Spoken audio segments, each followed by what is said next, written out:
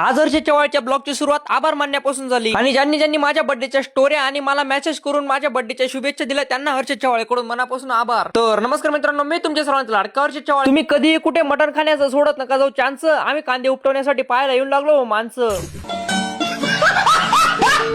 तर जयशंकर मित्रांनो, त्यानंतर मी येऊ लागलो डायरेक्ट भुईमुंग मध्ये, कारण की आज भुईमुंगचा कॉक बंद करायचा होता कारण की आपल्याला गिन्नीराजला आज पाणी लावायचं होतं. मग काय निघालो कॉक बंद करायला जाण्यासाठी. मग काय दिला मस्तपैकी कॉक बंद करून. कॉक बंद करता करता जास्त कॉक बंद होऊन गेला होता.